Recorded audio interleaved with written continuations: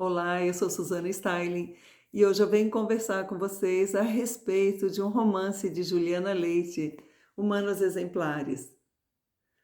Esta autora publicou seu primeiro livro em 2018, cujo título é Entre as Mãos, e ele foi um finalista para o Prêmio Jabuti. Foi publicado também na França e teve seus direitos vendidos para o cinema. Então ela já ingressa na literatura assim com muito reconhecimento. Em 2022, Juliana Leite lança este Humanos Exemplares e dá para falar que é um romance que vai tratar daquela delicada linha que une os seres humanos. Delicada e tão forte linha da humanidade, que liga seus ancestrais e aos seus descendentes, né? A história de um indivíduo, a sua passagem pelo mundo, e mais marcado num tempo assim, de modo tão delicado. Juliana vai expor a história de uma senhora para a gente, que ela própria está narrando esta história, só que ela fala em terceira pessoa, como se tivesse um observador a vigiando pela janela. Então ela a todo momento fala assim, ó, agora a velha passou pela sala, agora a velha sentou na cadeira da cozinha, agora a velha está revirando seus armários procurando o que vai servir. Eu achei uma grande sacada de Juliana Leite de expor assim essa história, alguém falando de si mesmo, mas em terceira pessoa. Eu ainda não tinha lido nada assim e gostei muito dessa intencionalidade da autora, né? Porque fica legal assim, quando você vai falar de si mesmo, tem aquela coisa de você pode estar escondendo coisas, né? Você pode estar, sei lá, aliviando sua barra, falando de um jeito mais dócil, o que foi mais feroz, né? E aqui, quando em terceira pessoa, é como um observador contando, então não há mentiras, entre aspas, né? Se vê isso na literatura, é mais confiável o narrador em terceira pessoa, né? Com relação a isso, eu tenho minhas ressalvas, né? Porque a mentira pode vir em primeira e em terceira pessoa.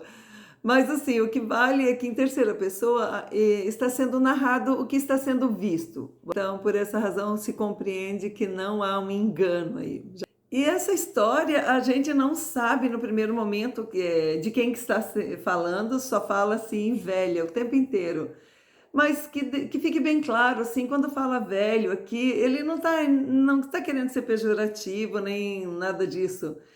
Está simplesmente falando uma realidade, está falando de uma pessoa velha. E quando se é velho, pouco importa falar idoso ou velho, importa a intencionalidade das suas frases, né? O que você está querendo de fato falar. Você pode falar pejorativamente de um idoso, usando essa palavra tão respeitosa, idoso, mas sem usar do devido respeito, né? Então pode-se falar muito mal de alguém, de um idoso, usando essa doce palavra. Então aqui ela está simplesmente falando de uma velha, né? Mas você vai descobrir, ela tem mais de 100 anos já.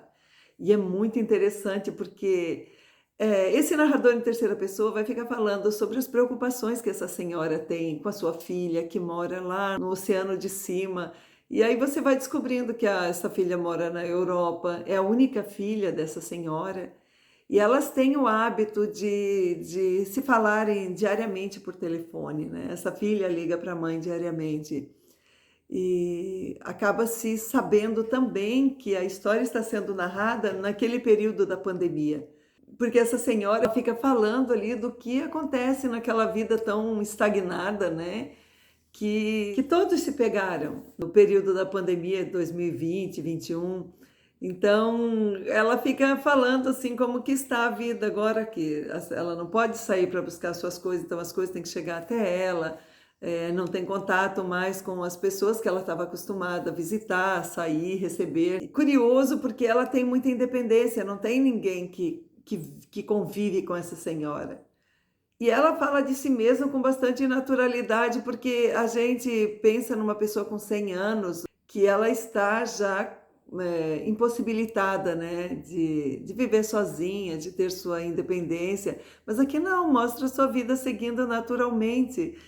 Tanto é que é um choque quando você fica sabendo a idade dela, né? Porque ela vai relatando tudo. É muito engraçado quando ela fala das preocupações que ela tem com a filha. Ela precisava ensinar a filha ainda determinada coisa, porque às vezes essa filha, quando se deparar com essa determinada coisa, ela pode não saber como lidar com aquilo.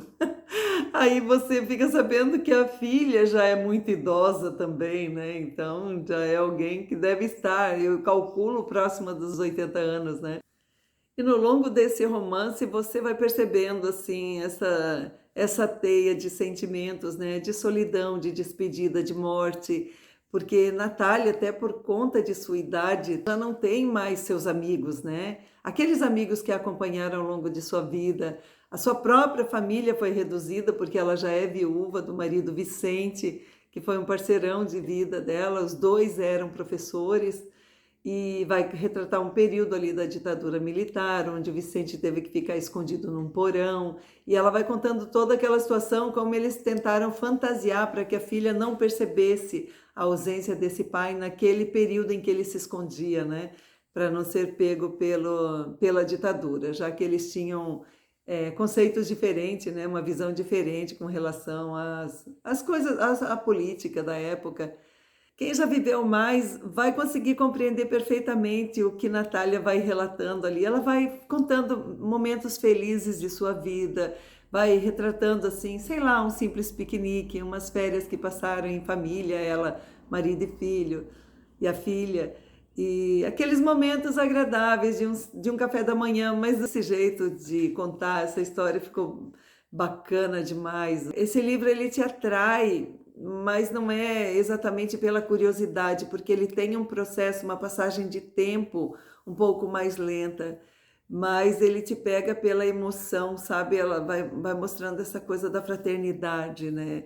Da convivência em família, tão agradável, mesmo nos momentos difíceis que serão retratados aqui também.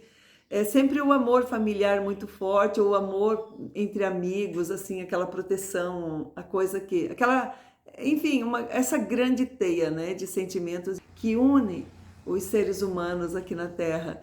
Sei lá, uma coisa bastante diferente que aconteceu aqui, Juliana Leite teve muita sensibilidade em expor para a gente sentimentos de uma pessoa com uma experiência tão vasta de vida, mas como se fosse uma pessoa cheia de vitalidade mesmo, que estivesse no auge de sua força física. E você não vê então diferença entre os seres. Talvez seja isso, né, que me chamou muita atenção, assim, porque se espera, né, às vezes a gente tem a errônea impressão de que um idoso, ele já vive diferente da gente, mas se você pensar, o tempo dele é diferente só, né? Quanto mais jovem temos mais aceleração e mais idade, tudo acontece da mesma forma, só que num processo um pouco mais lento, mas acontecem, né, as coisas da mesma forma. E que Juliana Leite conseguiu expor para a gente essa igualdade, né, entre os seres, independentemente de suas idades. As necessidades continuam as mesmas, as emoções, enfim. Até que em algum momento você acaba percebendo que ela está tendo falhas, né? Começam assim falhas na sua memória, falhas no seu pensar e agir. Então, está se aproximando um momento assim bastante particular. Mas se eu tivesse assim que explicar esse livro em pouquíssimas palavras, é uma história tecida com muita delicadeza e a profundidade, né, que todo ser humano imprime em sua própria história. Então é isso. É mais um livro que eu recomendo para sua leitura.